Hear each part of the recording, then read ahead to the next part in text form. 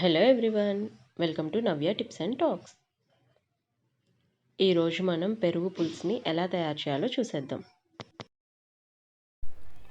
పెరుగు పులుసు చేసుకోవడానికి ఇక్కడ నేను 2 కప్స్ పెరుగు తీసుకొని ఒక పెద్ద సైజ్ గిన్నెలో వేసుకొని అందులోకి ఒక హాఫ్ టీ స్పూన్ పసుపు, ఉప్పు తగినంత, కొద్దిగా కారం వేసుకొని ఒకసారి బాగా కలుపుకున్నాను. ఇప్పుడు ఒక చిన్న సైజు ఆనియన్ని తీసుకొని అలా చిన్నగా కట్ చేసుకొని వాటిని కూడా వేసుకొని కలుపుకోవాలి.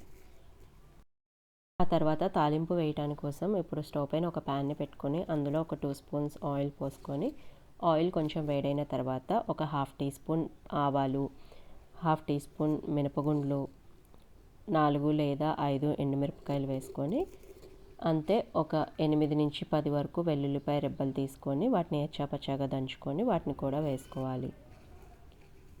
ఇవి ఒక 1 మినిట్ పాటు వేగనివ్వాలి.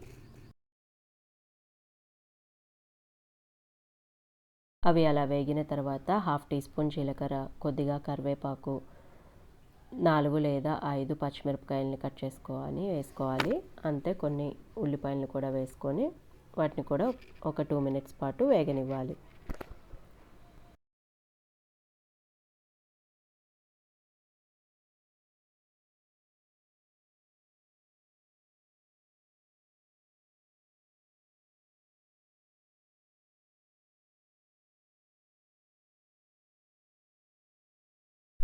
అలా అన్నీ బాగా వేగిన తర్వాత వాటిని తీసుకొని ముందుగానే కలిపి పెట్టుకున్న పెరుగులోకి వేసుకొని మొత్తం కలిసేలాగా కలుపుకోవాలి.